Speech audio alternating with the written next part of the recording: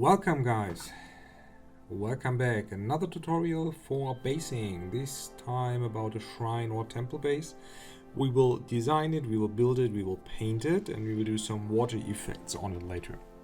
So I will do this for my ultramarine dreadnought I have built a while ago and painted a while ago.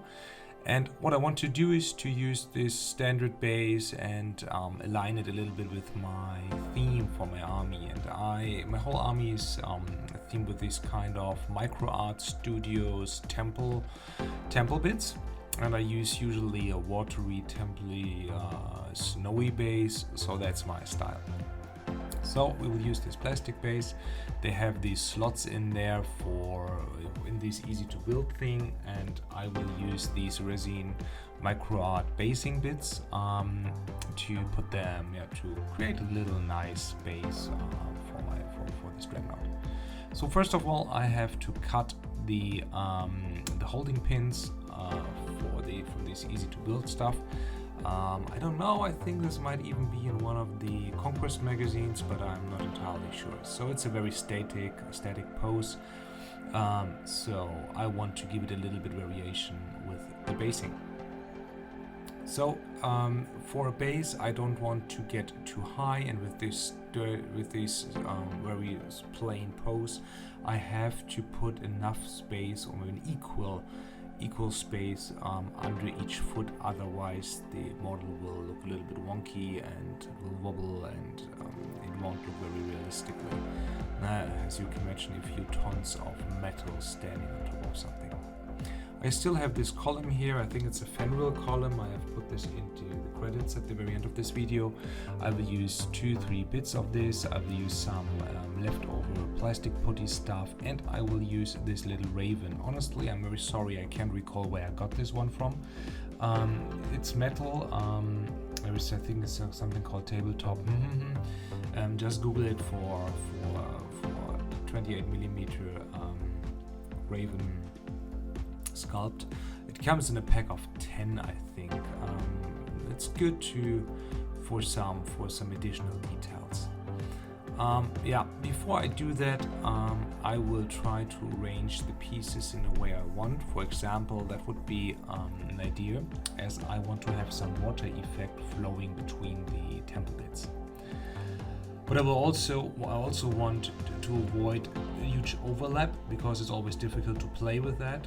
So I push this really close to the base this time, and I rarely go over my base width if I plan to play with my models. So for this purpose, my idea is just to have an old, cold shrine base with a little water running through, and this column somehow poking out. And for the column, I usually tend to do it like this, just like a toppled column. But as I have the dreadnought there, I do not want to overload the base a lot, and I still want to have some interesting part on it. So I'm thinking if I want to align that column a little bit, I want to have it centered or angled, and it's good just to play with that to see, okay, where does it fit? And I think this is the final position I want. I will just simply keep it sunken into the earth, and they come usually with a little resin chunk at the end. You can saw and remove, otherwise this will look bad, because it will have this, especially if the water flowing around, you will have some kind of artificial base which is not making any sense. I will angle it a little bit, just a little bit. I will do this with the acrylic paste I will put on the base in a minute. But first of all, I have to remove the lower part there.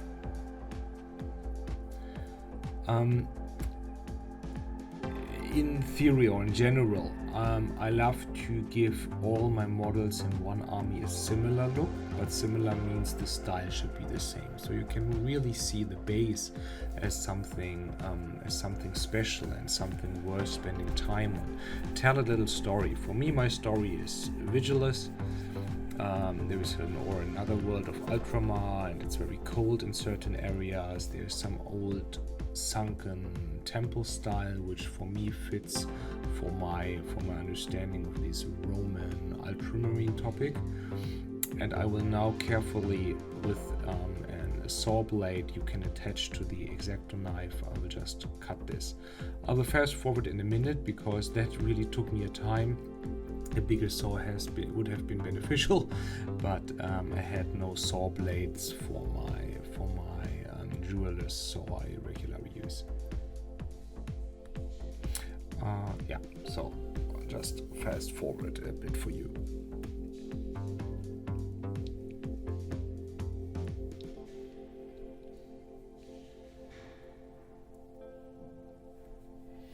In the meantime, while you're watching me saw this piece of resin, just be careful. It creates a lot of dust, so maybe you should remove that later. You don't want to have resin residues and flakes all over your working place or your models. So use a little handheld vacuum cleaner, or just put this into the trash bin. These micro art pieces, I think this is a Polish company. They have really a huge offer, and not for all their times, but for the majority comes a so-called basing kit. And this is the temple shrine basing kit. Consists of a few pieces, like 13 euros something, so roughly $13 or whatever, depending if you can get these. But of course, use whatever is preferable for you. I will also use some AK Interactive dry ground stuff here on the ground. I will use some Creative Pro coarse ballast and some tufts from different companies. These dry ground stuff, I use this as glue and to structure the model. You can use whatever you want. They come in different grains, and their only big difference is the size of the particles in there and the colors. So, and they have really a nice color. So if you plan not to paint the model, you have to, of course, to choose a certain color and then use pre-painted pieces. But I will plain and simply spray prime everything black, and then we paint that. So for me, the only important thing was the texture. This is a piece of plastic putty, or 2K putty from Green Stuff World. I had this left over, so I pressed it flat, and I added some texture to it as well, just like poking with a knife back here on top of that.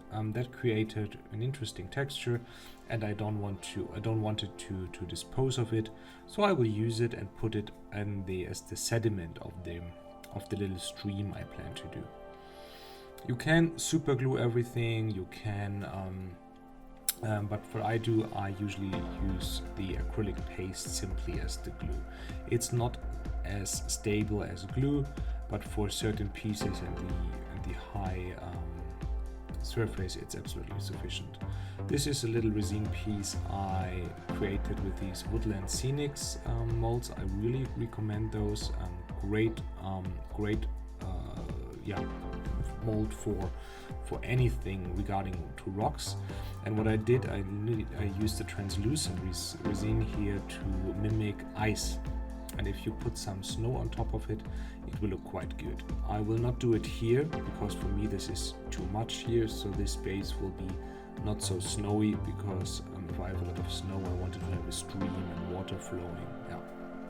So know this. What I will use is I will use some of these stones, the smaller ones especially for the riverbed, and it's always good to use different sizes. Don't use only one. It will look very artificial. So to emulate erosion, use stones from different sizes. The dry ground paste, it's like I mentioned before, an acrylic paste, dries overnight quite hard, and what I will now do is I will smear this over the overall base, and of course leave this part free. So I will fast forward this now for you, and I will use it on the back side of the resin pieces as well, just to cover the whole surface. I'm trying to cover it, and I will not take too much care that I have really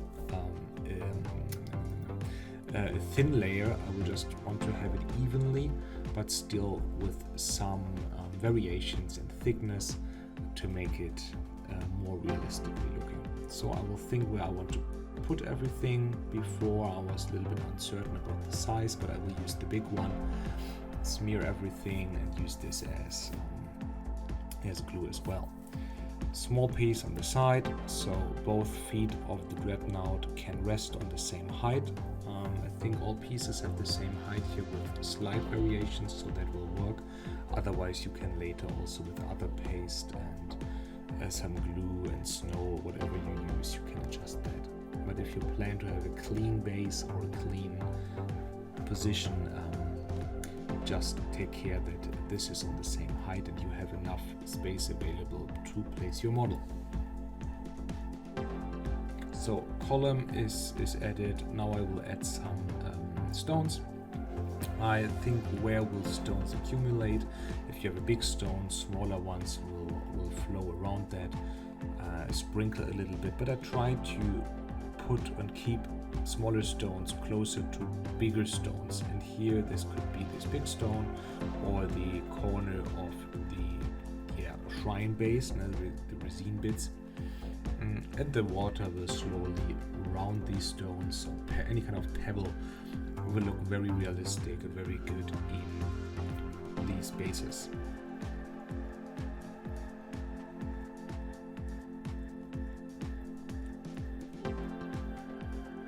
So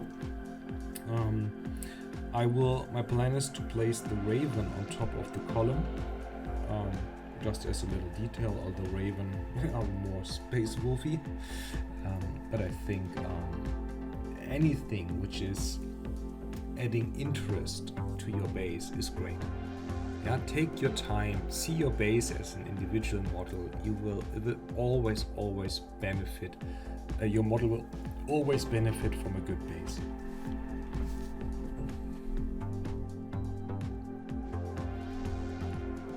So the base itself has dried overnight.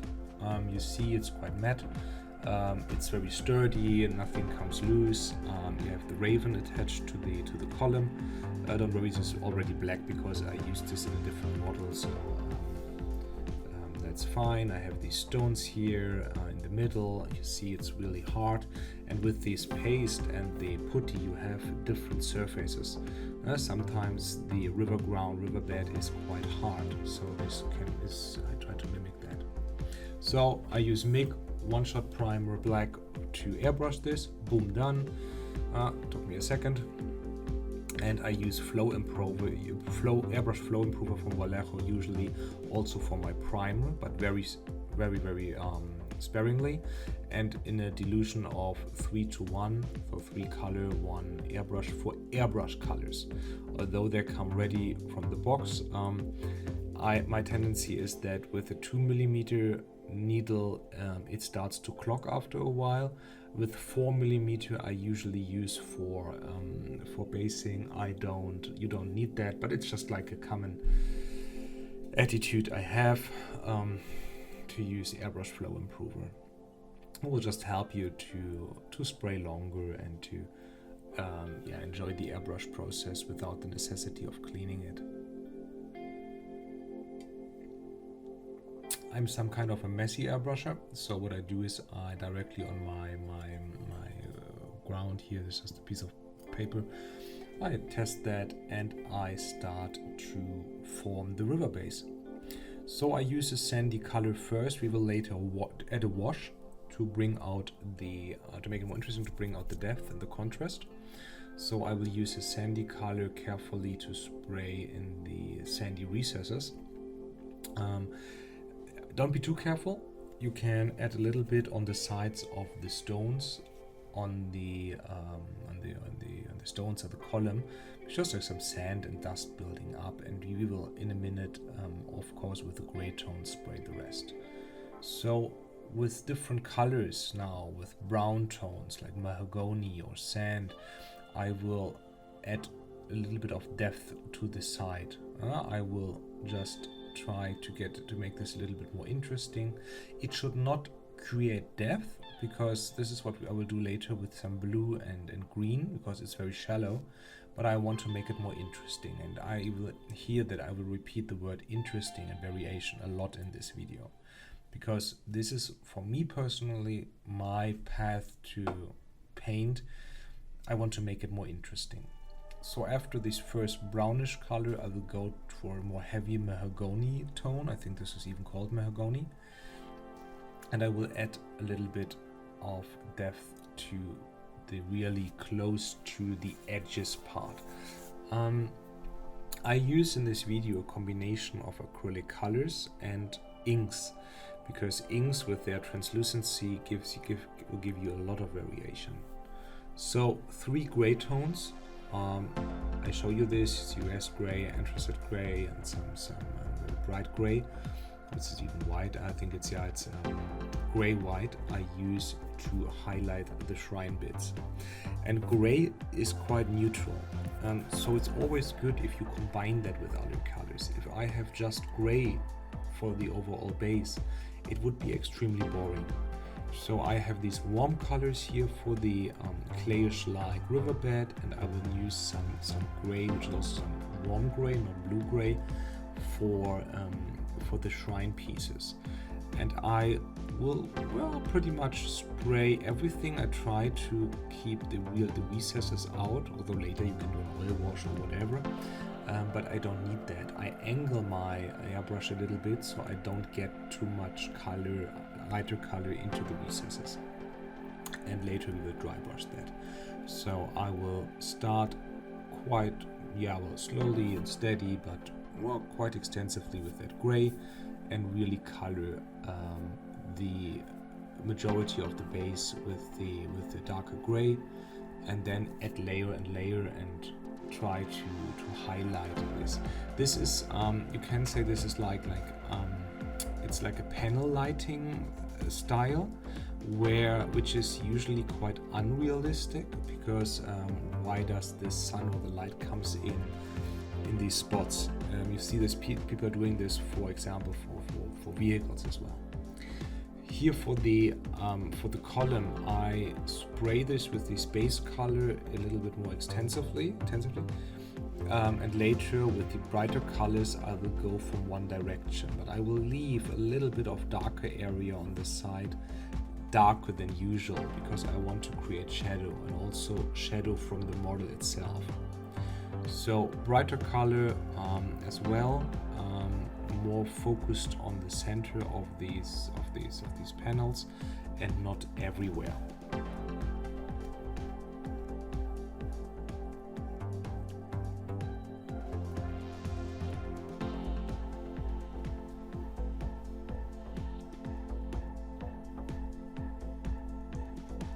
So with that nearly done, I add some colors to the stones.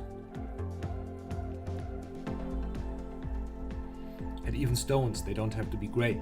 Of course, if you look around, there come in many colors and shapes. So I will later paint with the bright sand color. I will paint the pebbles and make them pop in the riverbed. But you can also use some gray color in the riverbed in certain areas if you have more like a stony surface, so that will work as well.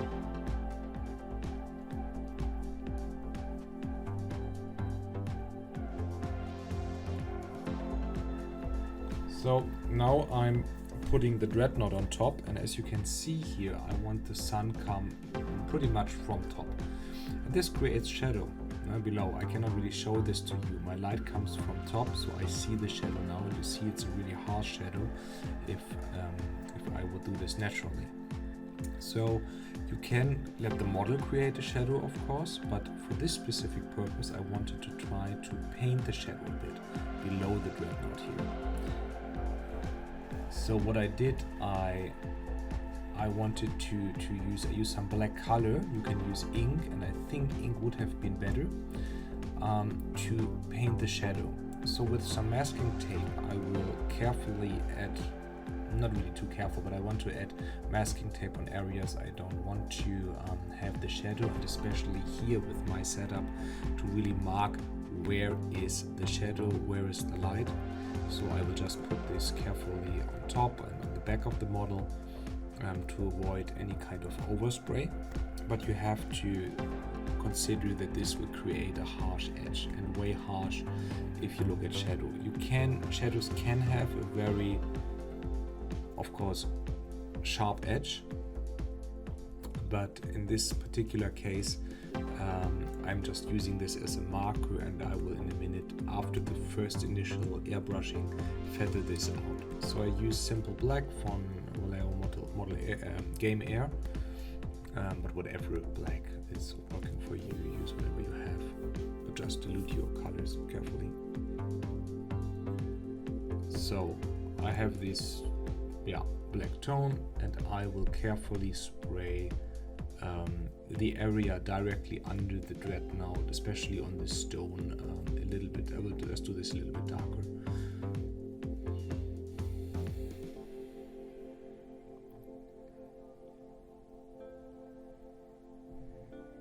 So I remove that, and you see the hard edges, which I will now with an airbrush feather out a little bit.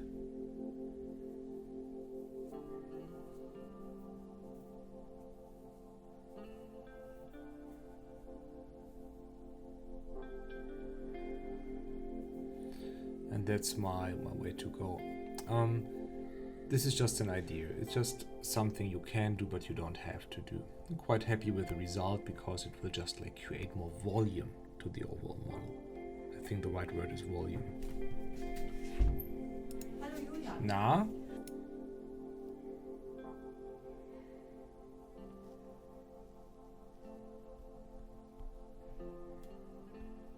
So, following from this, I want to build up and to dry brush a little bit, because I think it's a good time to bring out the details. And to do this, I use some sandy and white color. You can use whatever you want. It's just like, you can even use white, although I would not recommend using white too much besides gray or really the absolute highlighted area, because white can look very chalky, especially when dry brushed. So my advice is just use a brighter color, a warm color here in this case for the inside, and later I will use some sea blue color. It's a very cold gray for the stone parts.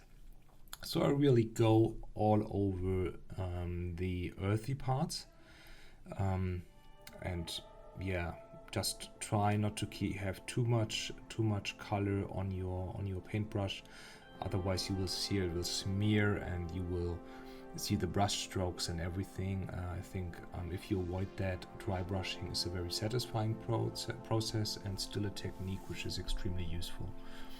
So brighter colors, I'm fast forwarding this because this is, you see what I'm doing here. I just go roughly. I try to use some warmer color for the stony areas, more like white gray. I also use it on the shadowy part because there will be still some reflection in it. It is not like pitch dark black, just like a more defined shadowed area. I also use it, of course, and on the column. And after this, I will move on to a brighter sandy yellow color, which I will paint directly on the pebbles. And this is what I spoke at the beginning that if you paint pebbles and if you paint stones with one color instead of just dry brushing it, they will really pop out, and your eye will be caught to these spots. So be careful where you do this, but it's very interesting, especially in water, and it gives you something to discover in your base. Yeah, if you have a plain base with just like green on it, might be okay for your purpose, but it's still, you will not look at it too much, so the focus will definitely be on the model. And as the model and the posture is a little bit boring, I want to add a little variation here. Angrax Earthshade as a wash to build up some contrast. I will just use it on the riverbed, on the stream bed, and very few places on the shrine base itself, on the gray parts of the model.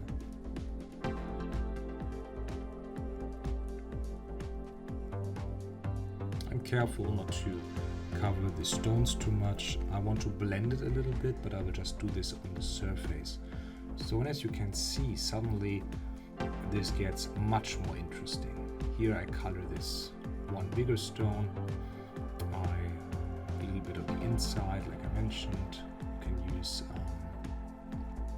some cotton swabs to remove that, and I will let it dry for a moment.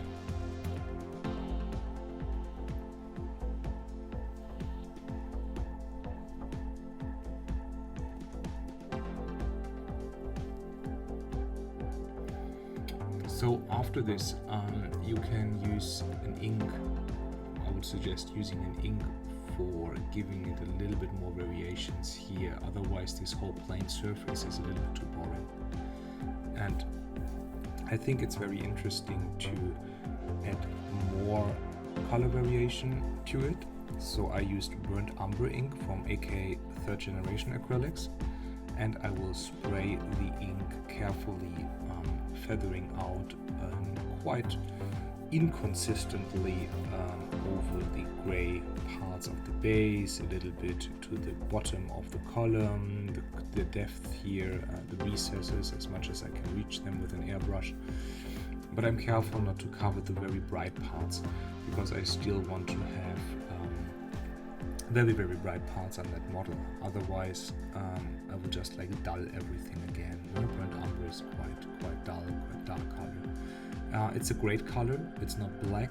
It's not like a really chocolate brown. It's really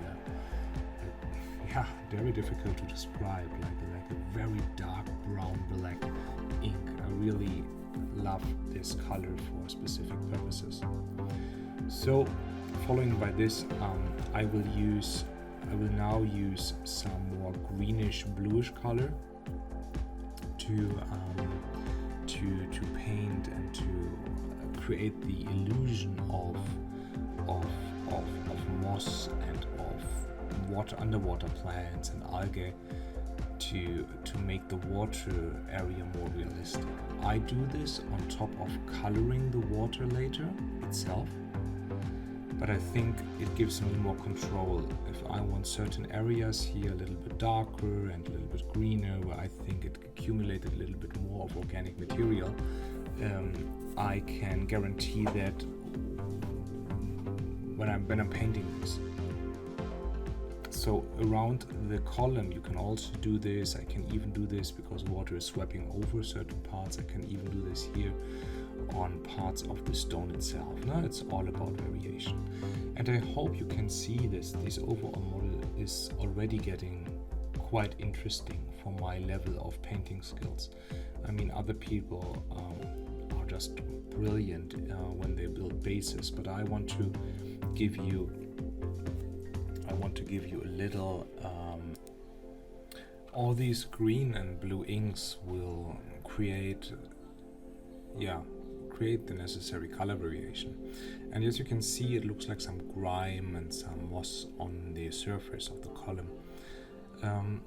Of course, you can even add plants, for example, to the Iceland moss or different things, which will make it even more appealing and more realistic. But this is of course the question how much time and effort and materials you can and you want to invest into your bases. For me, this level of or this level here for the bigger bases is my standard level.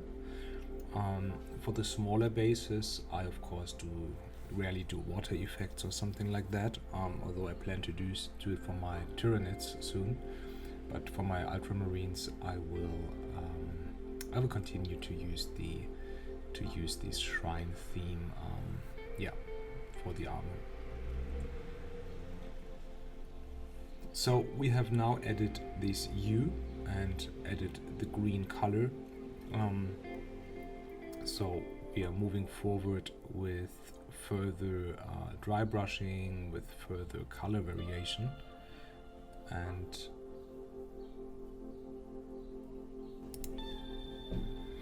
and what I will do now is, after this has dried now a little bit, the surface is quite, of course, not very scratch resistant, so we need to varnish that.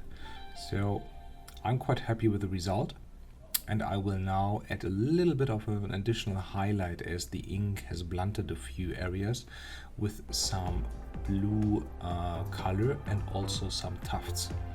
So first of all, I will simply glue the tufts with their glue pad, call it like that, onto the surface. And also my advice, use different size, different shape, different form, just to give it a more realistic approach. I will put a few into the stream directly. I do this quite randomly, although I of course try to keep the location of the feet free. Although you can just like put one directly under the feet to look like it's trampled down. I use these bigger soft ones. I think this is a mix of Gamer's Grass, I think even Green Stuff World, and Vallejo. Not Vallejo, Army Painter, sorry. And I just use also a consistent scheme here for my bases. So this is all like beige, brown, green, and then the water is flowing here. Everything will be filled with the 2K resin.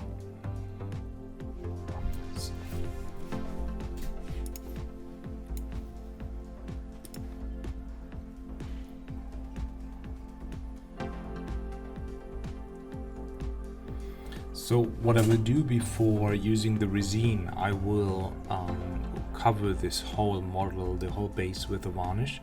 I use a matte varnish. I do not like this glossy one. Satin would also work, but I use mainly the matte varnish just to make it a little bit more resistant to abrasion. And if you want to touch it, I don't want to remove the color. And especially with sharp edges, it's always important to varnish your model. So this usually dries quite fast. It's always recommended to let it dry for many hours. So don't use it immediately, let it dry for a moment. And as you can see, I think it's still a little bit wet, but for my purpose and what I will do is it's totally sufficient. So with some bluish color, I will now dry brush certain areas again, just to make certain areas pop which have been dulled by the color, by the inks I mean. So a little bit of bluish gray, a little bit dry brush in certain areas will give a nice touch to the model. Sorry, this is out of frame, so most of the time, so I fast forwarded this, and as you can see, I'm just making some parts of the model pop, and again bring out some details which have been dulled by the process. So I'm pretty happy with that. So let's move on to the water. So I use a standard plastic cup here. I use a 2-component resin. It's a 2-to-1 mixing relation. I think they also come in 101, but I think 2-to-1 is more common. But look up what you want to buy. These haven't been very expensive. I think it's like for these bottles a total of 15 euro. Got this quite cheap even on Amazon. But if you plan to do a lot of water effects, consider buying a bigger volume. It's usually cheaper. And always use gloves and safety goggles, especially when you work with anything which has a hardener and it's a 2-component stuff. Use gloves, use safety goggles, work in a good ventilated room. So you can use 2 of these cups. What I found out is quite convenient for my purpose. I use a small paper cup and I cut the majority of the cup, and I even paint roughly my own scale on the inside. This works for me. If you're not very good at measuring, you can use 2 cups, 2 translucent ones, you know, these plastic cups, or a measuring cup. I think we have also a responsibility to work more sustainable. So I'm reusing this stuff for different purposes, use the other way around for animal stuff and all these things. So I try to avoid waste as much as I can. So here with the little micro scale on here, it's just a rough estimation, but I know that it works for me and for this specific water effect. Otherwise, it's always important to be precise. And I want to show you something. I want to show you now that you can use acrylic color and also inks to color the resin. I use this very small droplet of this grayish blue, greenish gray and in a minute an ink, and you will see that even that dot will not color the resin very much, but just a little bit, and enough to give it a light hue. Like I mentioned, I want to have a clear water effect with a little blue, turquoise, greenish hue. So you won't even see this here on the camera.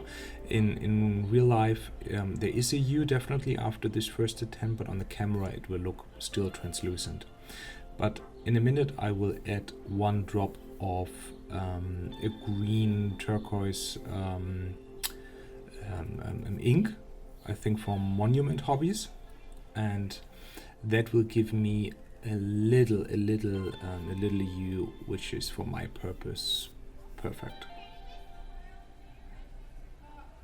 So I could have even dropped this directly into it, but I wanted to be more careful because it's always difficult at the beginning. You can always add more, but you can never take it back. So yeah, just do this a little bit. And as you can see, and I will just hold this up for you in a bit, after stirring very thoroughly, you will see already that I have a little interesting greenish look. So before we pour this into on the model, we have to cover the base with some tape. So I add the second part of the water, of the resin. I stir this thoroughly, and I will pour it later. The trick is here, if you have a chance, to pour from a very high, quite high, like 30 centimeters or something, because if you create a thin line of resin, it will remove a few of the bubbles. You can see this in my example video of how to make a silicone mold, which I will upload soon.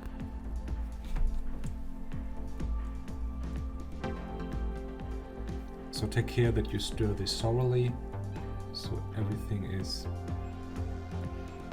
mixed and will harden later. Otherwise it will be terrible with your soft base, and it will destroy all of your work. So before you pour this in, you need to cover the edge of the base, and here this is like an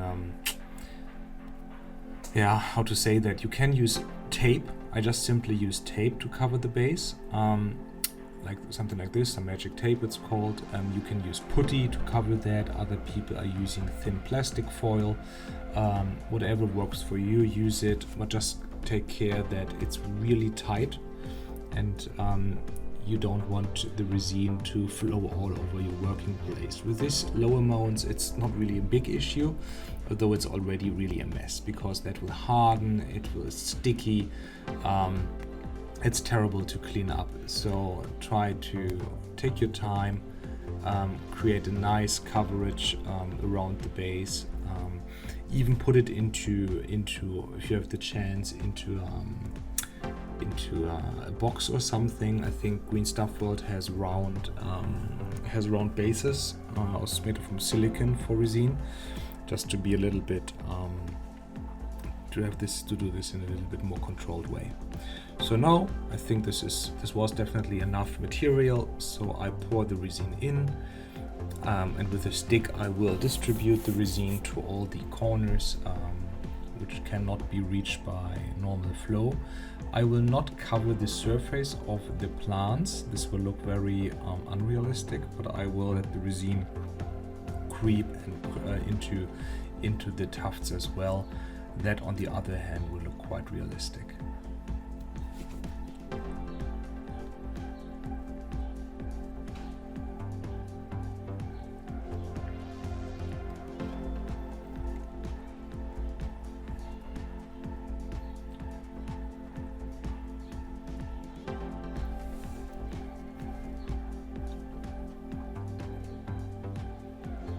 So with the toothpick, I'm pushing the resin into the cavities it cannot reach itself, and we want to add a little layer of realism to it. So this is like a still water. So I want to create the illusion that it's still running a little bit. So I will use an ink, a white color. You can use acrylic color, or you can use an ink and white to add some color to the edges of where the water hits the shore, I would say, not the shore, the stone bits.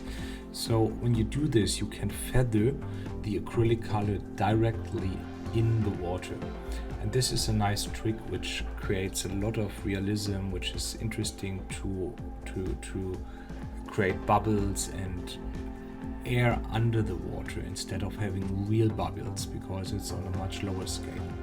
Here I use some Liquitex titanium white, and I will pour this here, put this here close to the stones.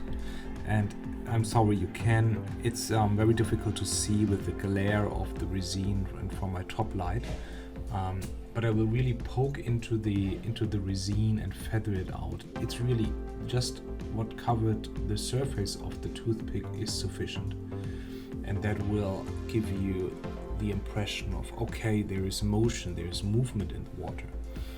Yeah, and that is a well, I will not say a nice trick, but something you might consider. But it depends on what you want for your own base. If you have a still water, I wouldn't use that effect. You could, for example, put other obstacles in there, even a little bit piece of wood sticking half in the resin. You painted something and half on the side. So let your creativity flow. Do something unique. For me, that is sufficient. I won't do much more. So for me, that's the last step for this base. I will add a few more, I'm adding a few more tufts here, just in a very bright green color.